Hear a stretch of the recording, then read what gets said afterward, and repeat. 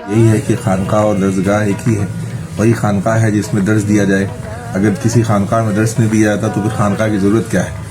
اب درس جو ہے اصل میں خانقاہ ایک ایسی چیز ہے کہ جہاں پر درس حاصل کر کے لوگ آتے ہیں اور اس کو اور ریفائنڈ نالجیبل بنانے کے لیے اپنے آپ کو خانقاہ میں آتے ہیں.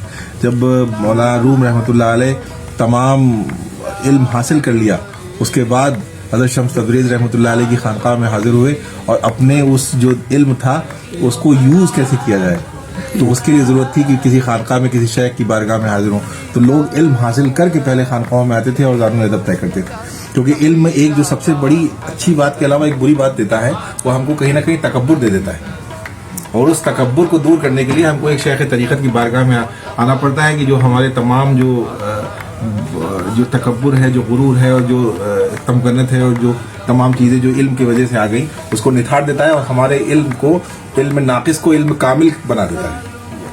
اور پھر وہ علم جو ہے وہ عوام الناس کی خدمت کے اس طرح سے کام آتا ہے کہ اور اس طرح سے کام کرتے ہیں یہ بزرگان دین کہ کوئی نظام الدین اولیاء بن جاتا ہے, کوئی مخدوم شاہ صفی بن جاتا ہے, کوئی مخدوم شیخ سعد بن جاتا ہے. اور یہ تمام اسٹوڈنٹس جو تھے یہ سب علم والے تھے, لیکن انہوں نے پھر علم حاصل کرنے کے بعد کسی پیر کی بارگاہ میں بیٹھ کے دارالعلوم ادب طے کیا تو پھر یہ ولی کامل بن گئے.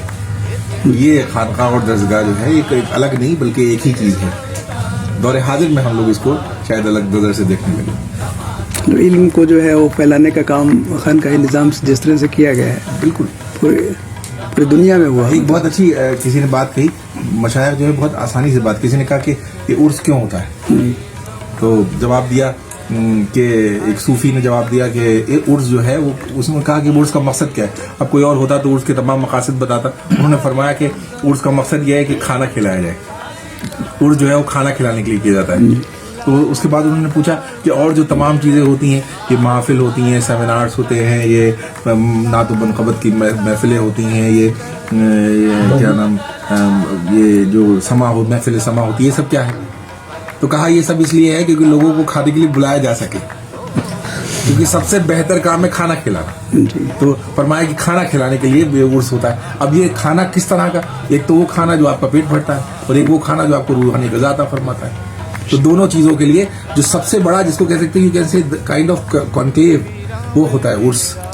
اس میں تمام مشائخ اکٹھا ہوتے ہیں, وہ تمام باتیں کرتے ہیں, وہ کسی خانقاہ میں اکٹھا ہوتے ہیں, کبھی یہاں, کبھی دلی میں, کبھی گلبرگہ شریف میں, کبھی بریلی میں, کبھی بدایوں میں, کبھی دیگر جگہوں, تو اکٹھا ہوتے ہیں اور وہاں پہ تمام مشائخ آتے ہیں. اور وہ جب دور حاضر کا تو شاید سسٹم بدل گیا, لیکن پہلے یہی تھا کہ تمام جب مشائخ اکٹھا ہوتے تھے تو وہ بڑی باتیں کیا کرتے تھے, بھائی سال بھر میں نے یہ حاصل کیا اپنے ورد و وظائف کے ذریعے یا اپنی جو بھی ہم نے علم حاصل کیا اس کے ذریعے یہ حاصل ہوا. تو جب مشائخ آپس سے باتیں کرتے ہیں, کہتے ہیں ہم نے یہ کیا, ہم نے یہ کیا, ہم نے, جیسے آپ لوگ بزنس مین ہیں, بڑی سیمینارز پہ جاتے ہیں تو کہتا ہے کہ ہم نے اس طرح کیا, اس طرح کیا. تو وہ پھر جب بیٹھتے تھے تو جو سامعین تھے, جو مریدین تھے, متوسلین تھے, وہ بھلے ہی وہ سب نہیں جانتے تھے, لیکن جب کہتے ہیں نا جب برسات ہوتی ہے تو چاہے جتنا بھی چھتری لگاؤ لیکن کچھ نہ کچھ چھینٹیں پڑی جاتی ہیں. تو اسی طریقے سے جب مشائخ یہ بڑی بڑی باتیں کیا کرتے تھے, اللہ کے اور اس کے رسول کی باتیں کیا کرتے تھے, تو اس کے جو باران رحمت ہوتا تھا اس سے وہ سب بھی فیض یاب ہوتے تھے.